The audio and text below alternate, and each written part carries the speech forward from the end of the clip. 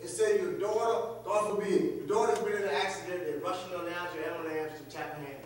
You normally would use 55 or 60. But all of a sudden, because of the emergency, you started tapping into potential. And before you realized it, you was doing 70 and 75. The car always could do 70, 75, or 80, but you never tapped into it. Oh, we're going somewhere. So God said, there you go, in your belly. I don't know what that adjustment was, but that's exactly where I'm going. You are satisfied where you're at, but God said the potential is in you to go way further than you are. And sometimes it ain't till trials and tribulations come that you will tap into what God has put in.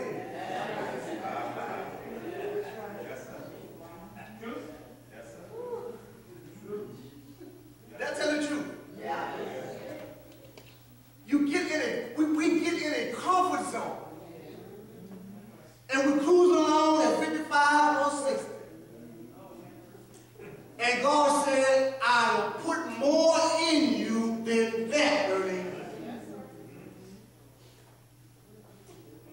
And if you don't decide to tap into it, I am going to allow trials and tribulations to come so that you will be able to tap into what I have put in you. That's what God was telling me. Be fruitful. Don't make me have to push you to the point, but you start digging down in yourself because the seed of who you are is well. Or this word is practical. It's living. He told them, he said, my creation, you be fruitful. He said, you go out and you allow the potential that I put in you to come into the earth. Do you know the earth suffers when you do not tap into what God put in you? How many people died of cancer? It ain't because God don't want to heal them, it's because somebody has missed the mark. God has put something down in somebody. The most richest place in the earth is the cemetery.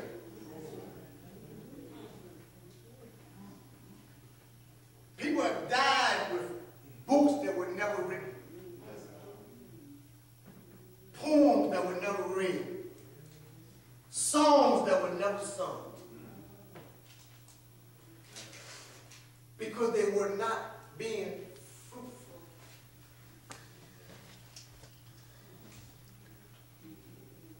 Gifts are given without repentance. They were born with the gift of whatever God called them to be. But they died with it, brother. And now we suffer. We're suffering. The scripture says the whole earth moans and groans for the manifestation of the sons of God. The earth knows who you are, but we don't know who we are. Jesus spoke to a fig tree and told it to die. The tree died. Why? Because he had dominion over it. He said, be fruitful. Then he come down and he said, and multiply. Multiply. The word multiply in the Hebrew tongue also means increase. It also means this. It means to be in authority, to enlarge, and to excel. Going back to that speed that's a while ago. Excel. This is what he's saying. When you find out what your gift is, run with it.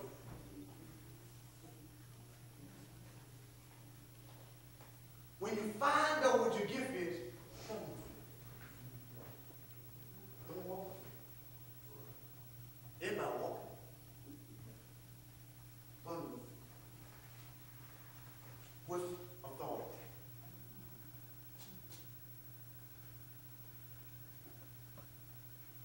This is what he's telling man now. And he's telling us. He said, run with it. Increase.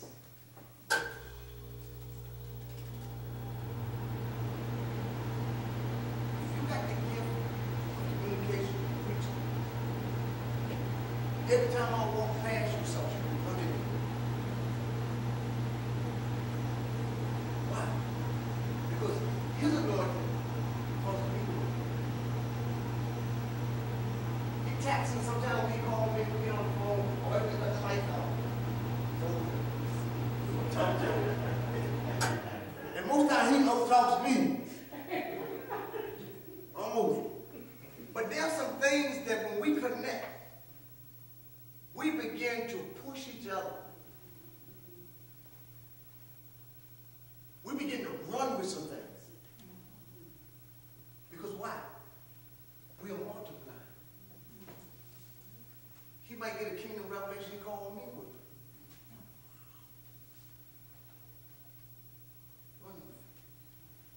It ain't his.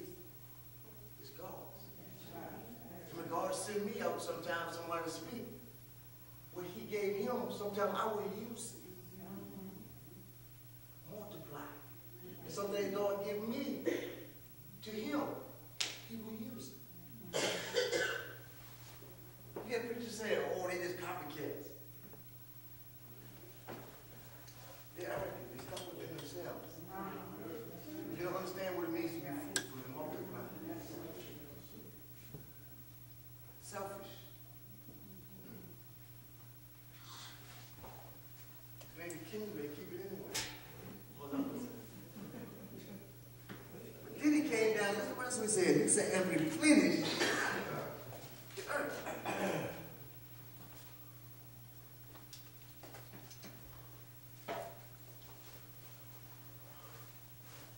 The more that you refine your gift, the more in demand you will be.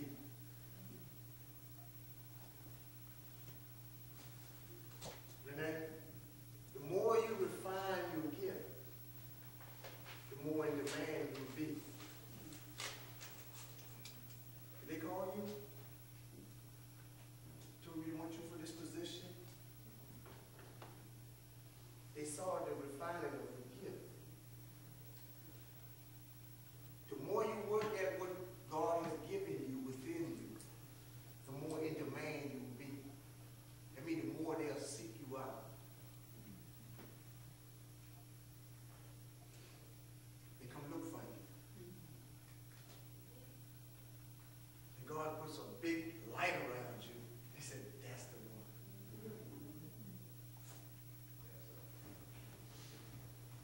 Look at Joseph. Put Joseph in a pit, but they could not hide his gift. Look at Joseph. He refined his gift. Oh, here come the dreamer. Let's kill him and see what becomes of his dreams. Let's kill him off and sell him to the caravan and see what becomes of his gift. This dream. Joseph took that opportunity to refine it. And what refining the gift means this. That means you make it so unique that they can't call me for what they want you to do. They got to call you. That's right. Nobody else can fit in that space in that but you. That's what it means to refine, Brother Tammers. They got to come looking for you.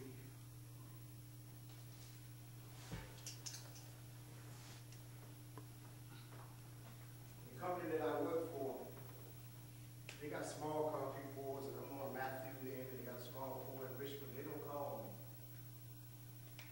When they start dealing with hundreds of yards and things like that, my phone goes off. We got a pour at 7 o'clock.